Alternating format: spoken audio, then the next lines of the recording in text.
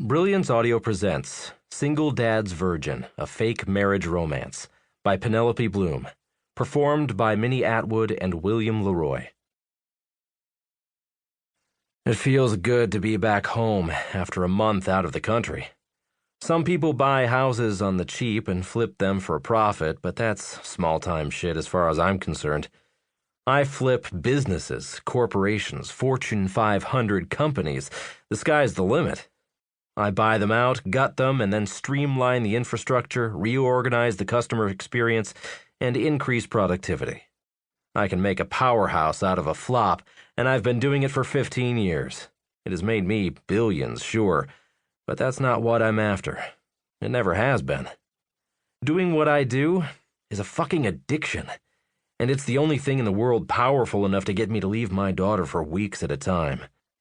I spend many nights laying awake, wondering how I can say I love her more than anything and not feel like a fraud, because I know as soon as the next conquest presents itself, I'll jump on it.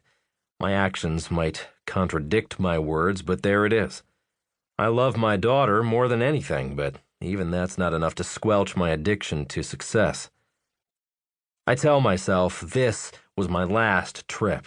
This time I'll stop and stay home for good.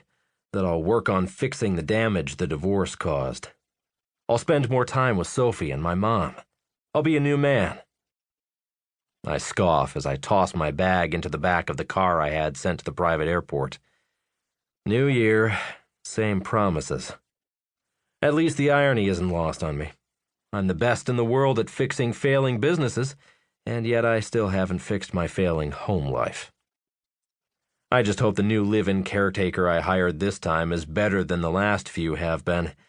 Firing the live-in caretaker has also become something of a ritual when I come back from business deals. Part of it is seeing that my daughter, Sophie, hates their guts. Another part is whatever list of complaints my mother has compiled about them. Maybe the biggest part is just wanting to get rid of the reminder that I left again.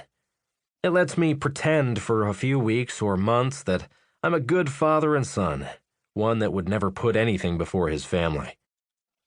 I wanted my daughter to have something close to a normal life after the divorce, so I moved us to the suburbs of Jacksonville, Florida. She goes to a regular elementary school and has normal friends. When I divorced Julianne 5 years ago, she refused to be involved in Sophie's life, with the exception that she decided to have her house built only about 20 minutes away from ours.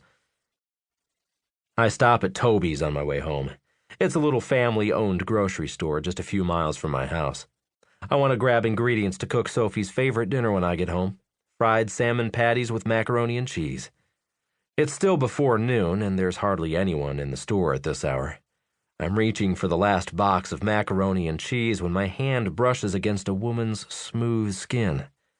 I look up, not realizing someone was in the same aisle. Sorry, the woman stutters. She has light brown hair and the eyes to match.